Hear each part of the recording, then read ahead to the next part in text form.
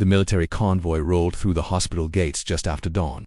Black sedans flanked by armed escorts. Dr. Sarah Chen barely looked up from her charts when her assistant burst into the office, breathless and wide-eyed. A general had arrived, demanding the hospital's top surgeon for an emergency procedure. Sarah sighed, tucking a strand of graying hair behind her ear. After 23 years in medicine, she'd learned that rank meant nothing in the operating room. Life didn't care about titles or medals. She made her way to the surgical wing, her sensible shoes squeaking against the polished floors. The hallway was lined with stern-faced soldiers, their presence turning the normally calm corridor into something resembling a fortress. Sarah pushed through the double doors without hesitation. She'd walked through these doors thousands of times, carrying the weight of countless lives on her shoulders. Today would be no different. The general stood near the window, his broad back rigid with tension. He was older than she expected, silver threading through his close-cropped hair, shoulders that had carried decades of command now slightly hunched with worry. When he turned at the sound of her entrance, Sarah saw his face drain of color. His mouth opened, then closed. The clipboard in his hands clattered to the floor. For a moment, the world seemed to stop spinning. Sarah felt the air leave her lungs as recognition struck her like lightning. Those eyes, she knew, those eyes. 28 years had passed, but some things remained burned into memory like brands on skin. Danny, her voice came out as barely a whisper.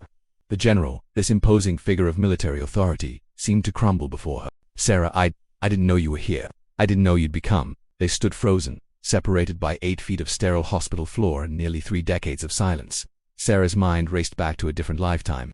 She'd been 22, a first-year medical student with dreams bigger than her modest apartment. He'd been 24, a young lieutenant shipping out to his first deployment. They'd promised to wait for each other, promised that distance meant nothing when hearts were connected. But war changed everything. His letters had stopped coming after the first year. She'd written for months after that, pouring her heart onto pages that apparently never found their destination. Eventually she'd convinced herself he'd moved on, found someone else, forgotten the girl who'd once believed in forever. The pain had nearly destroyed her, but she'd channeled it into her work, becoming the surgeon she'd always dreamed of being. Medicine became her purpose, filling the void where love had once lived. My daughter, Danny finally managed, his voice cracking.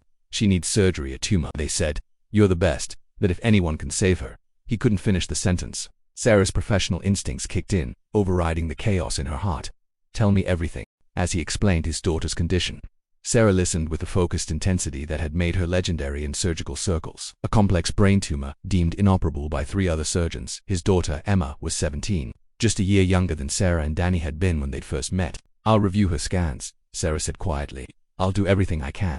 The surgery lasted 14 hours. Sarah stood at that operating table, her hands steady as they'd always been, performing the delicate dance between life and death. She thought about the young man who'd once held her hand under starlit skies, making promises neither of them could keep.